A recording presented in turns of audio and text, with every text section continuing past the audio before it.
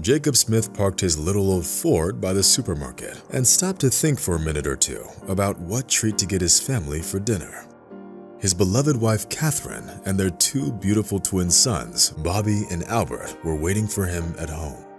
Jacob really wanted to do something nice for his family, who had been the meaning of his life for a long time. Finally, the man smiled at his reflection in the rearview mirror and got out of the car. Jacob's attention was caught by a man who stood by the supermarket entrance, holding a medium-sized cardboard box. The passers-by treated him with clear contempt and tried to avoid him like the plague. Jacob came closer and saw an elderly man about 60 years old.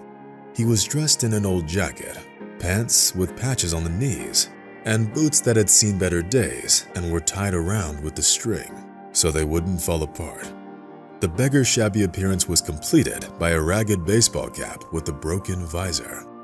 The man was unshaven and his eyes were covered by sunglasses with taped-up shackles. He must have been hiding either from the bright sun or from shame.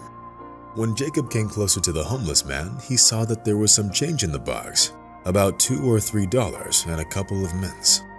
But Jacob didn't get a chance to study the man in more detail, because at that moment, a security guard came out of the supermarket and addressed the man. "Hey, what's your face? Get out of here, okay? The store's director isn't happy. The shoppers are complaining. You're scaring away all the customers with your appearance." "But I'm not bothering anyone, sir. I don't need much. I just need to get enough change for a bread roll and a carton of milk," the beggar replied quietly. But there was no stopping the security guard. "I know you're kind. You're used to living at someone else's expense, so you stand around begging instead of working. You probably haven't worked a day in your life, have you?" said the security guard maliciously. The beggar took off his sunglasses in response, and tears poured down his wrinkled cheeks. "No, sir, you're mistaken. I used to work. I worked a lot," whispered the old man, smearing the tears all over his face. At the sight of the pitiful scene, Jacob couldn't help himself and tried to stand up for the beggar. Upon seeing the unexpected defender, the security guard was taken aback and bit his lips nervously. It was one thing to demonstrate his power and strength to the weak homeless man, but it was another thing to do it to another law-abiding citizen. Having realized that the odds weren't in his favor, the security guard decided to get back to his spot and pretend like nothing had happened. "Thank you, sir. I feel terrible about what just happened," mumbled the homeless man, looking down in shame. For a second there, Jacob had a feeling that he had heard that voice somewhere before. But where? Meanwhile, the beggar emptied the contents of his box into his pocket and was getting ready to leave. Just then, Jacob suddenly had an uncontrollable urge to help the old man. The man put his hand in his pocket and pulled out a $100 bill. "Here, please take this. I understand that it's not much, but it's still better than nothing," Jacob added quietly. His words made the homeless man's face light up, while tears welled up in his eyes yet again.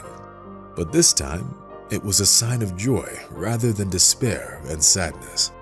The old man carefully took the bill from Jacob's hand, and Jacob noticed something that he didn't see earlier. The beggar's hands looked surprisingly clean, which immediately caused Jacob to get suspicious. And then, to his surprise, the man noticed a scar on the beggar's right hand in the shape of a half moon. "I've seen it somewhere before. That can't be. Is it really him?" thought Jacob, afraid of his own guess. At that moment, a desperate thought sparked inside the man's head and picked him up in a whirlwind of broken memories and anxious images. Jacob and Catherine Smith had been married for 7 years now, and everyone they knew saw them as a perfect family. However, few of their friends knew that the couple's main problem was that they couldn't have children for a very long time. Jacob and Catherine tried a myriad of different ways and methods of treatment. Unfortunately, they were all futile. At one point, 5 years ago, when the couple finally accepted the fact that they would never have kids, a true miracle happened. True tears came running down Jacob's face when his wife told him that he would soon become a father. At that moment, Jacob was ready to move mountains for his wife and fulfill her every wish. After finding out that Catherine was pregnant, Jacob surrounded her with such care and attention that many of their friends just shook their heads in surprise. But despite her husband's invaluable help, Catherine had an incredibly difficult pregnancy. That was partly caused by the fact that, according to the ultrasound, the woman was carrying twins. Fortunately, the couple was able to overcome all the hardships, and 9 months later, they welcomed 2 beautiful babies into the world, Bobby and Albert. Meanwhile, despite being incredibly busy at work, Jacob dedicated every second of his free time to his family. There was just one decade-old incident that wouldn't give him peace of mind. He wasn't married to Catherine yet at the time, and was just a teenage boy who loved baseball and Hollywood blockbusters. One day, Jacob suddenly felt sick at school during one of his classes. Grabbing his stomach, the boy leaned against a wall and cried out from the pain. Realizing the seriousness of the situation, the school principal called an ambulance. Having ended up in the hospital with extensive peritonitis, which occurred as a result of a burst appendix, Jacob was on the verge of death. Unfortunately, most of the surgeons in the hospital didn't believe that the boy could be saved and refused to perform the surgery. Harold Miller wasn't one of them. He was sure that the surgery would be successful and agreed to do it. Jacob ended up having to spend about a month at the hospital before the doctors were able to fully get him back on his feet. But it wasn't just that was carved into the quickly matured Jacob's memory. The man remembered his conversations with Harold Miller for the rest of his life. The doctor came to his room every single day and gave him hope for recovery. Sure, Mr. Miller was right and everything turned out to be just as he said. But at first, almost no one else believed that Jacob could recover. And now, looking at the old homeless man standing before him, Jacob felt an unheard-of rush of gratitude towards him. It was none other than Harold Miller who was looking at him from under the broken baseball cap visor. "My goodness, it is you, isn't it? Mr. Miller? How? Why?" Jacob whispered, dumbfounded. The beggar nodded affirmingly in response and began to tell his story. It turned out that some 10 years ago, he wasn't a beggar and his name was Harold Miller. Working at an elite hospital, the talented surgeon had everything that a man of his age could ever dream of. Harold Miller grew up in a family of several generations of doctors, and from a young age he knew that medicine was his calling. One day, Harold went fishing with his friends and accidentally cut his hand with a piece of glass. The wound was deep and left a scar after healing. This exact scar, in the shape of a half moon, was what Jacob recognized when he handed the beggar a $100 bill. Harold Miller's life was a lot like a shooting star, which first lit up the whole world with its bright light and then quickly faded on its way down. The successful surgeon had a beloved wife and a beautiful son, and a big cozy house with a river view. All of this gave Mr. Miller confidence in his future and the belief that each new day would be better than the one before. Unfortunately, the doctor's happiness ended one unfortunate day when a massive fire broke out in his house. No one knew how the talented surgeon managed to survive. His wife and son died from carbon monoxide poisoning, which instantly filled the flame-engulfed house. Of course, many of the family's friends were quick to blame the tragedy on Harold, who managed to survive due to sheer supposed luck. Meanwhile, few thought of the emotional pain of the poor surgeon, who lost both his family and his home all at once.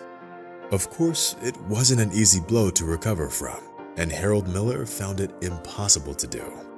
Having been left with no home or family, the talented surgeon began to drown his sorrows in a bottle of whiskey, which finally cost him his job. His next stop was life on the street and a steady degradation to the level of a homeless person begging for alms. Over time, Harold Miller got so used to his new life that he even started feeling like he truly belonged on the street. Listening to the former surgeon's story, Jacob couldn't hold back his tears. Of course, Harold Miller recognized him as the teenager with peritonitis, who was doomed to die. Having heard his Savior's confession, Jacob pulled himself together and said, "Mr. Miller, I'm sorry I didn't find you sooner. But now that I have, I'd like to help you fix your life. Would you like to stay at my home with my wife and our 2 sons?" Jacob suggested, looking hopefully at the former surgeon. Of course, this offer had Harold Miller perplexed and confused at first. The former surgeon felt an acute feeling of embarrassment, as the situation was clearly rather uncomfortable. It was one thing to live on the street under the image of a poor homeless man, and it was something very different to come back to his former life, where everyone used to know him as a successful surgeon. Since Jacob had always considered himself a stubborn person, he wasn't about to give up on what he wanted. The man already knew what he had to do, and he was now willing to go to any extremes to make his plan happen. And the plan was to take Mr. Miller to his house and let him stay in one of the vacant rooms. There, in a comfortable home and a caring atmosphere, the old man could finally recover and get some rest from the hard life on the street. And so, Jacob virtually forced Mr. Miller to get into his car and decidedly started the engine. On their way home, Jacob stopped by a few stores where he bought the former surgeon a couple of sets of clothing and a shaving kit. When Harold Miller saw the house where he would be living, he couldn't control his emotions and sobbed quietly. Ironically, the house looked almost exactly like his home that was burned down 10 years ago. But when the twin brothers, Bobby and Albert, appeared on the front porch, the old man felt an unexplainable sense of gratitude, not just to Jacob, but to all the members of his family.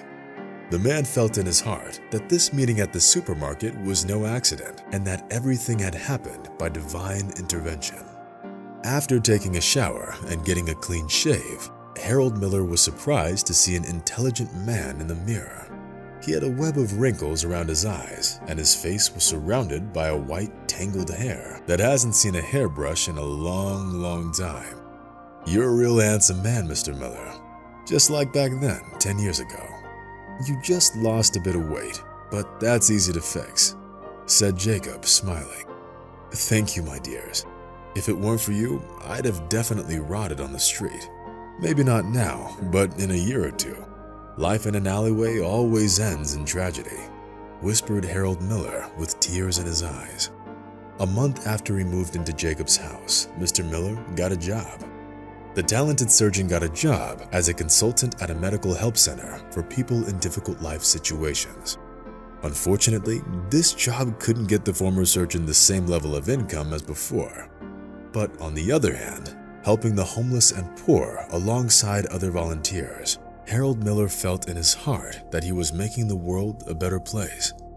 Moreover, the former surgeon now had 2 little grandsons, Bobby and Albert, for whom he became the best grandpa in the world.